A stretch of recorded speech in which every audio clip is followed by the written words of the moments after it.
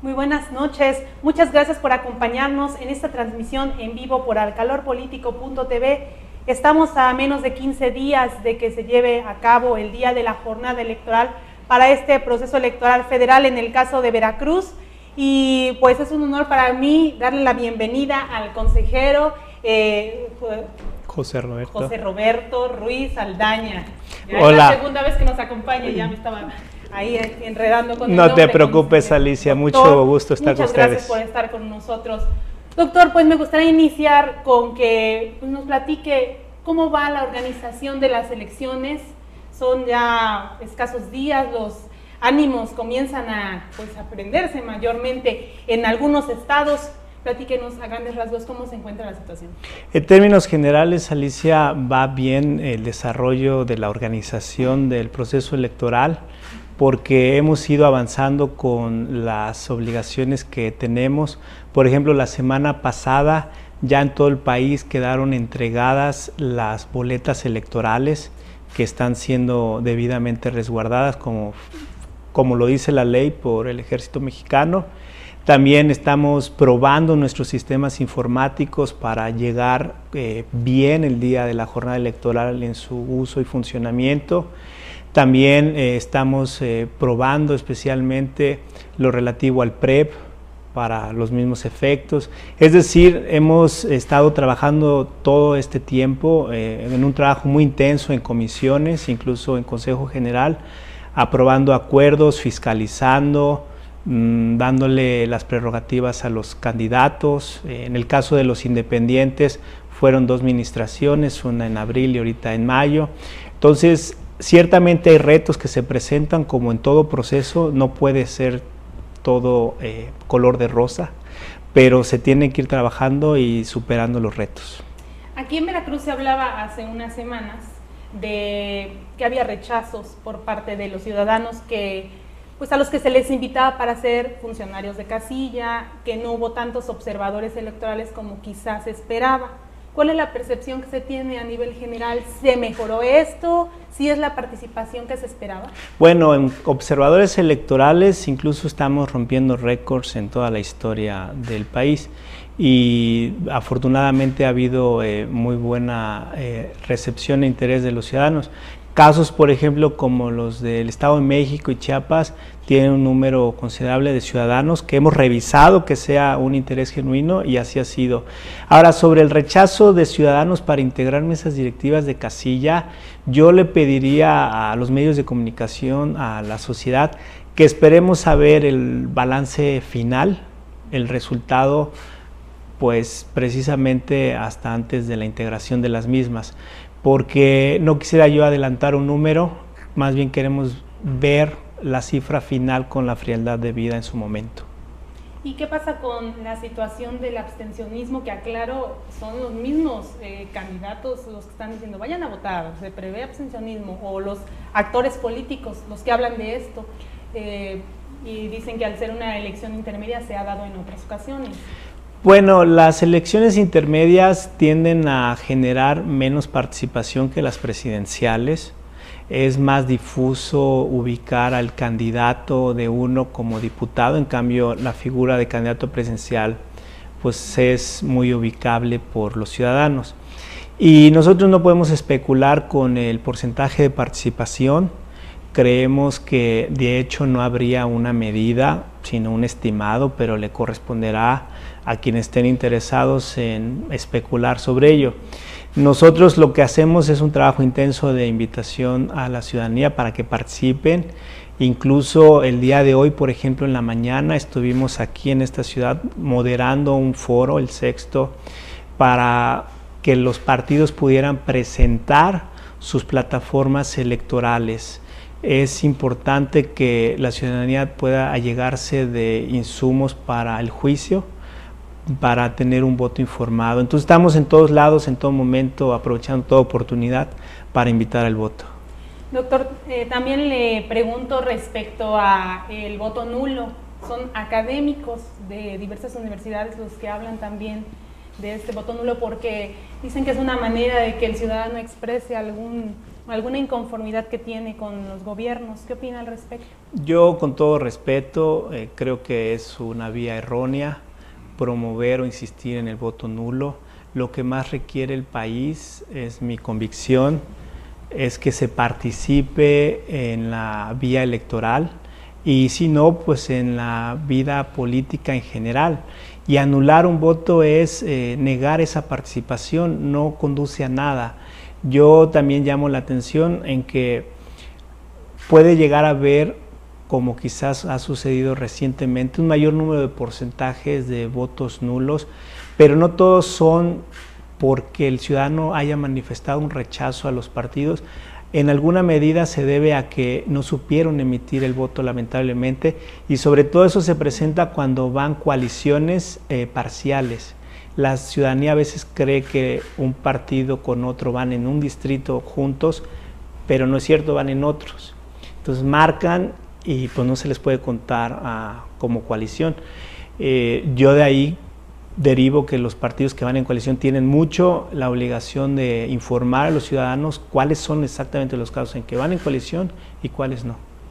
En ese aspecto, aquí en algunas elecciones se da la polémica y se pelean los partidos porque, precisamente por eso, ¿por qué contaron dos veces este voto? No les queda muy claro. En ese aspecto, ¿se ha avanzado para que en esta elección eso no suceda o sea mínimo? Se hace un trabajo intenso de capacitación electoral.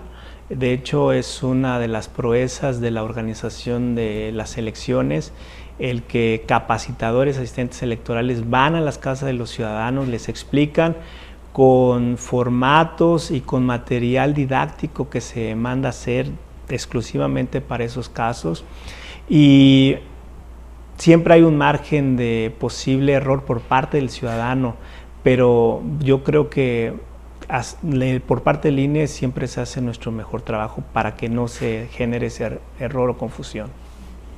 Doctor, tengo una pregunta vía Facebook de Meredith Lea. Bueno, ella pregunta, ¿cuánto se les dará de bono a los funcionarios de casilla para el día de la jornada electoral?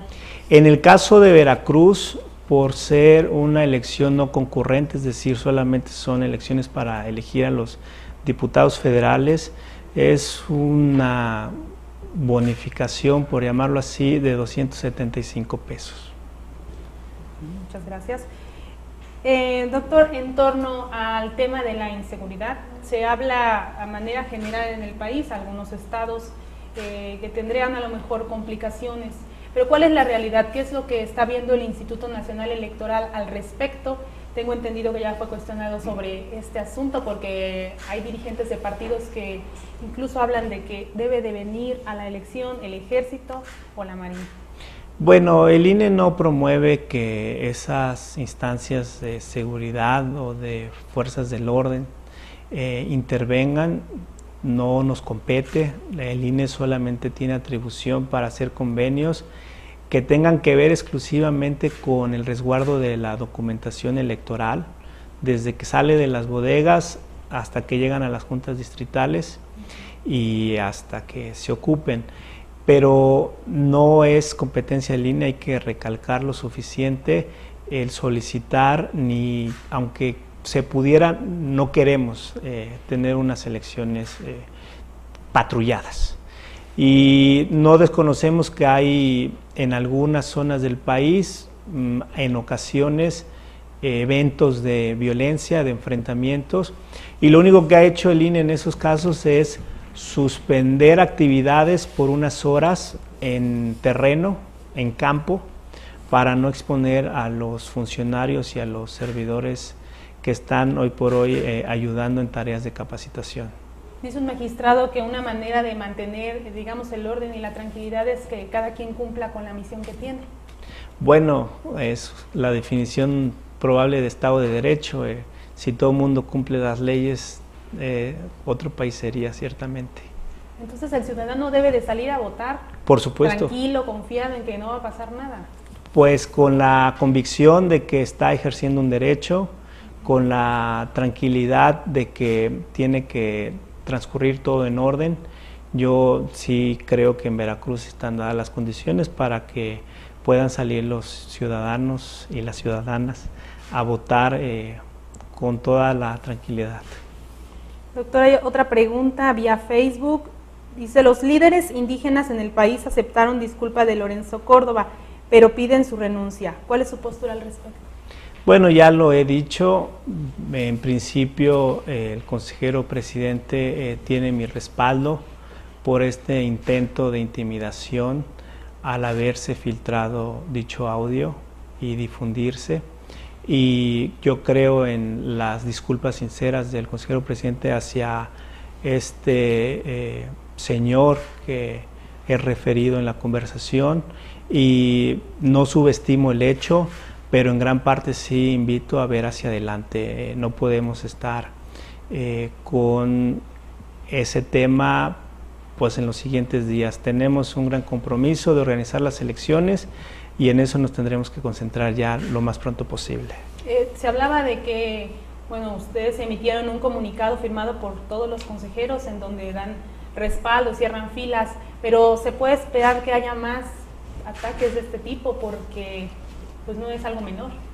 Yo espero que no, no quisiera especular, esperemos que el tiempo diga que no fue así.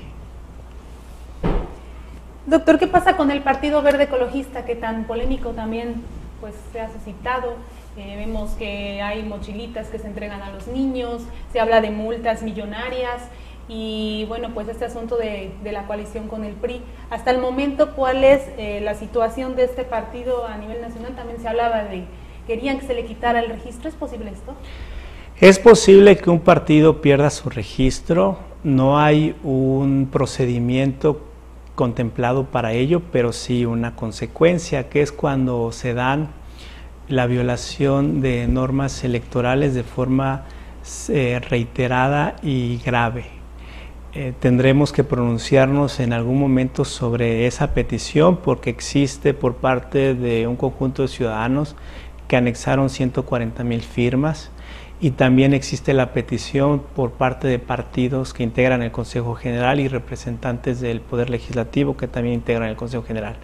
Ahora, a grandes rasgos hay que decir que se trata de una situación inédita por dos razones. Una, porque ningún partido en tan poco tiempo, en meses, había recibido tantas denuncias y habían sido en gran parte consideradas fundadas.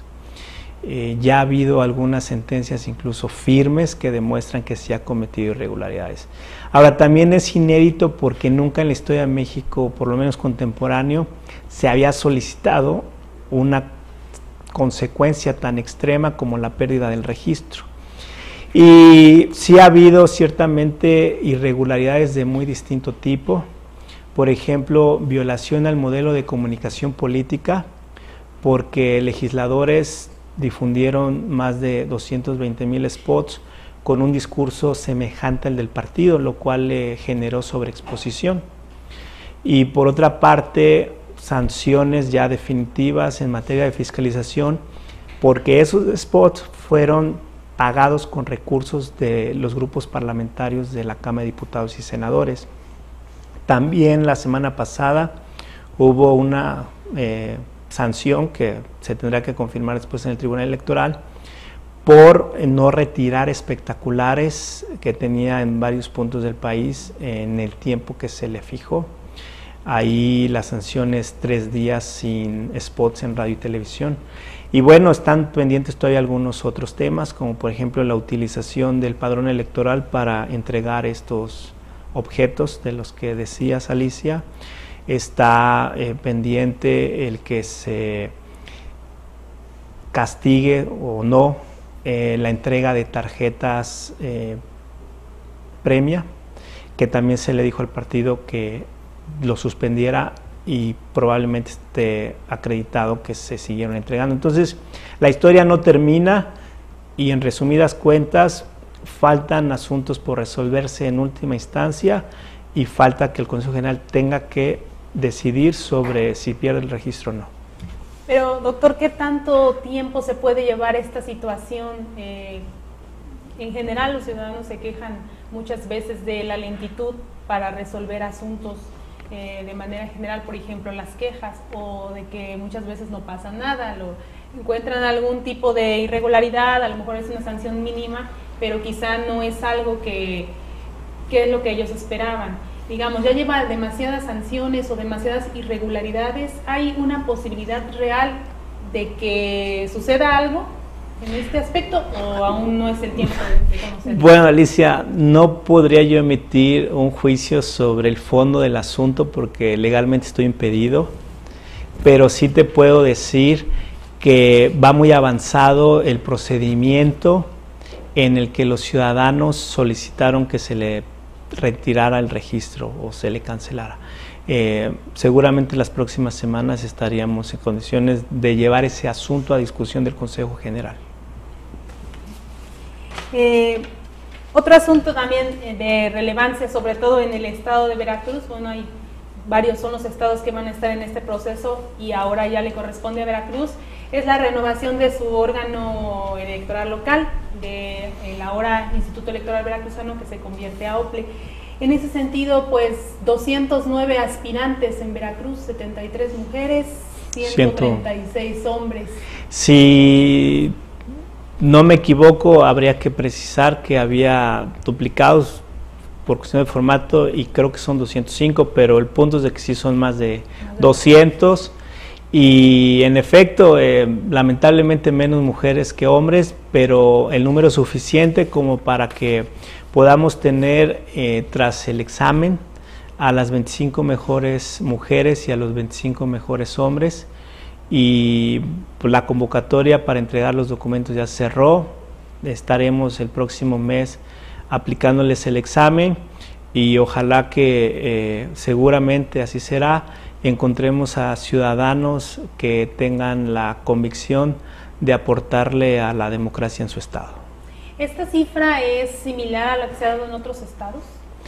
Bueno, yo sinceramente creía que iban a llegar más aspirantes, calculaba unos 300, y en otros estados ha estado en el mismo número, y todo depende también del tamaño del estado, ¿no?